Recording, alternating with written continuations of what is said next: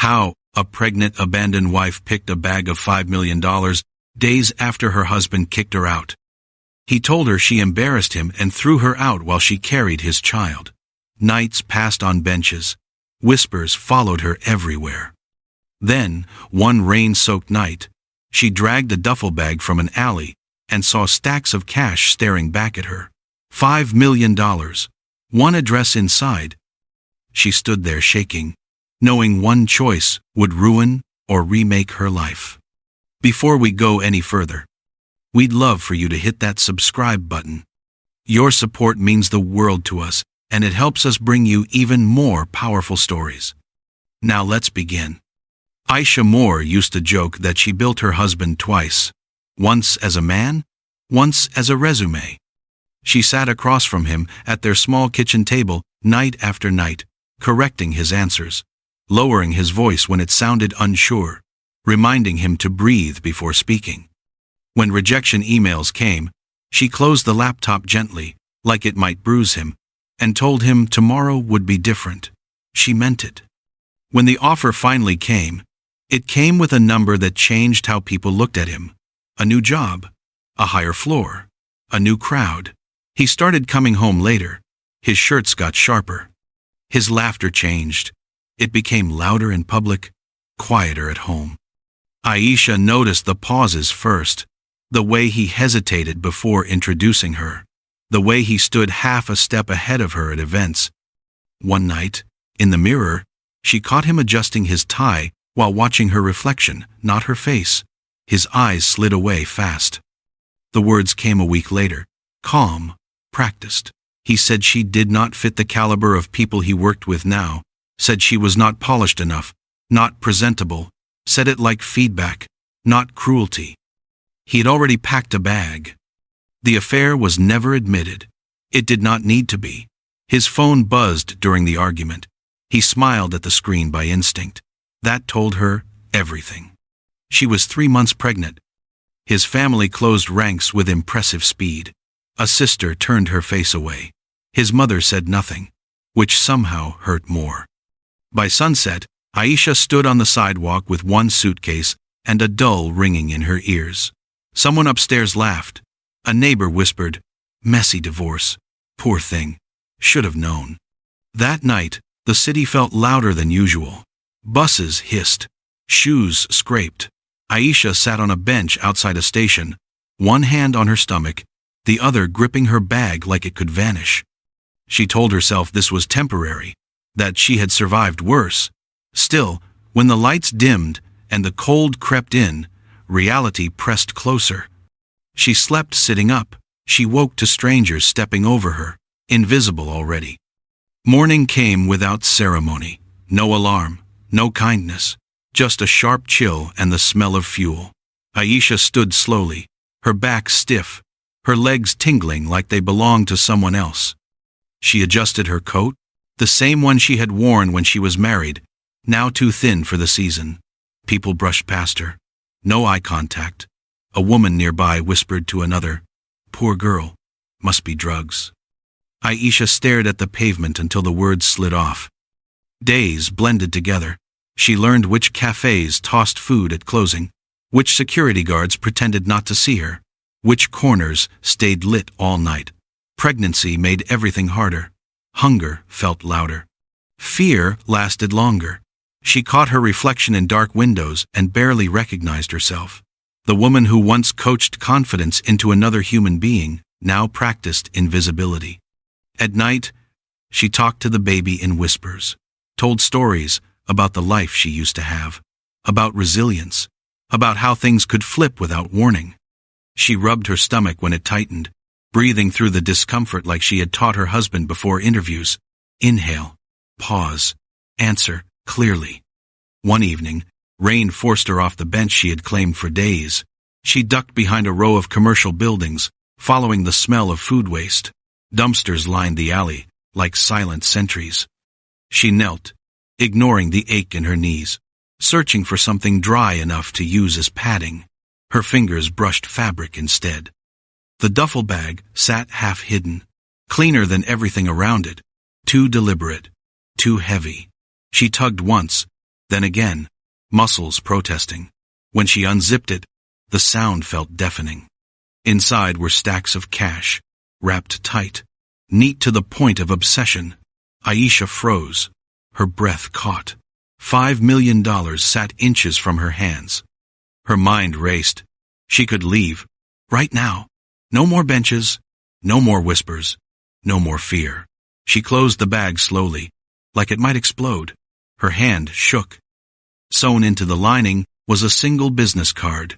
No name she recognized. Just an address. She sat back against the wall, rain soaking through her coat, staring at the bag like it was watching her. People walked past the alley entrance, laughing, unaware. Aisha pressed her palm to her stomach and felt a small, steady movement. This was the moment everything split. Aisha did not sleep that night. She sat with her back against the cold wall, the duffel bag between her feet, one hand resting over her stomach as if to anchor herself. Every sound felt louder. Every passing shadow felt closer. Her mind ran through futures at reckless speed, one where she vanished, one where she was caught, one where she survived and never forgave herself. The bag stayed closed. By morning, the rain had thinned to a mist. She wiped her face, stood carefully, and lifted the bag again. It dragged her arm down. Real weight, real money, no fantasy. She followed the address stitched into her memory, riding buses when she could, walking when she had to. With each block, doubt crept in. What if this was a setup? What if no one answered? What if doing the right thing cost her the last chance she would ever get? The house sat behind a gate, quiet and severe. No decorations, no warmth, just space. She buzzed once. Nothing. Buzzed again. A pause stretched long enough for her courage to thin. Then the gate opened. Inside, a man stood barefoot, on polished concrete, sleeves rolled up, eyes tired in a way money could not fix. He looked at the bag first, then at her. His face tightened. She set the duffel down slowly and stepped back, hands open. No speech prepared, no plea. She said she found it. She said she did not touch it. That was all. He opened the bag with shaking hands, counted bundles like he did not trust his own sight. He sat down hard. The words spilled out then. A deal collapsed. Cash moved off the books. Thieves vanished. He had already written off everything. Police had shrugged. Lawyers had moved on. He stared at her like the rules had just changed. When he finally looked up, he noticed her belly, the thin coat, the exhaustion she had stopped hiding. He asked why, not kindly, not cruelly, just confused. Aisha swallowed. Said she wanted her child to know who she was. Silence followed, long, heavy. He did not offer money, not yet. He offered water, a chair, time.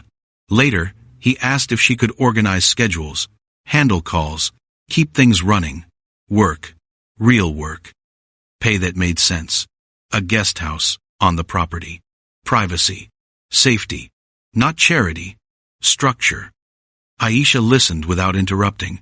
This time, no one spoke over her. She accepted carefully.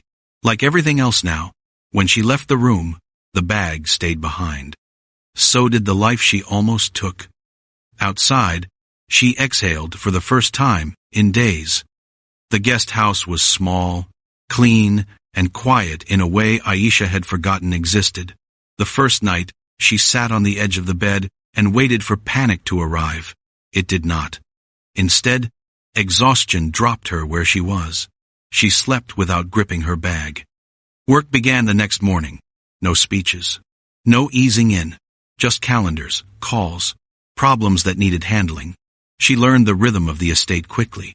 Which vendors overcharged. Which staff cut corners. Which emails mattered and which ones were noise. She moved through rooms with soft steps, fixing small things before they became issues. A door hinge. A missed delivery. A schedule conflict resolved with 2 sentences and a steady tone. People noticed, quietly at first. A groundskeeper mentioned she remembered names. A house manager told someone she never repeated herself. Gossip drifted through the staff kitchen. She's sharp. She's different. She doesn't waste time. The man watched from a distance.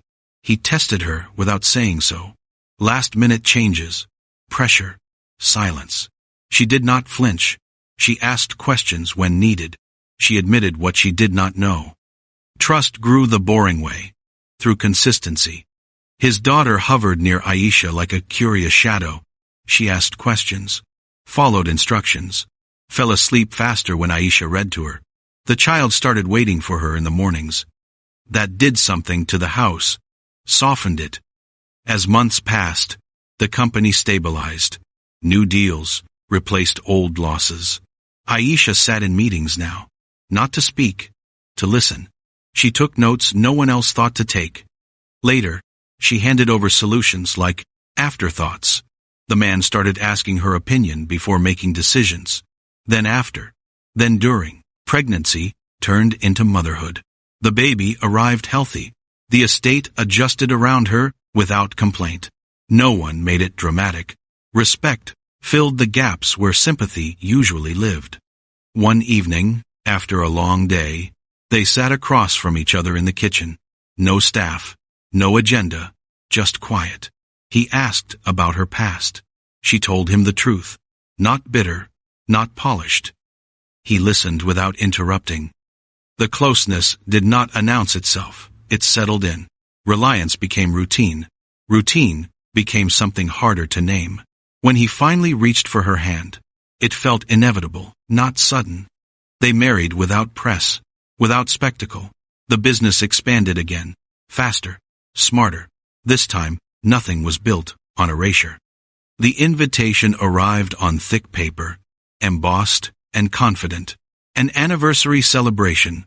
Her ex-husband's name sat at the top like it still owned something. Aisha held it for a long moment before setting it down. She did not feel anger, just a quiet curiosity. She accepted. The event filled a private venue downtown. Glass, lights, expensive laughter. People leaned in close, trading compliments like currency. Aisha entered on her husband's arm. No announcement followed them. No heads turned yet. She wore something simple. Clean lines. No need to prove anything. Whispers started anyway. Someone recognized her face but could not place it. Another noticed who she stood beside. The room shifted in small ways. Bodies angled. Conversations stalled. When her ex finally saw her, the reaction was instant. His smile froze halfway. His eyes flicked to her hand. To the man next to her. Introductions rippled outward. Titles followed. CEO, founder, investor. Each word landed heavier than the last. Her ex laughed once, sharp and misplaced, then went quiet. The colleague he had left her for stared into her drink. Someone nearby murmured, "That's her." Aisha stood still. She did not correct anyone. She did not explain. She let the moment do the work. The woman, he said, was not good enough now signed off on decisions that shaped his industry. Not because she chased power, because she never abandoned herself. Later, as they left, he tried to speak. She smiled politely and kept walking. Outside, the city hummed like it always had. Aisha adjusted her coat, felt her child's small hand slip into hers, and breathed easily. Some losses are only visible in hindsight. Some wins never need applause. If this story reminded you that character shows up when no one is watching, stay here. Some people win by cutting corners. Others win by holding the line when it hurts most. If you believe the choices you make in silence shape the life you earn later, subscribe and keep walking with stories that prove it.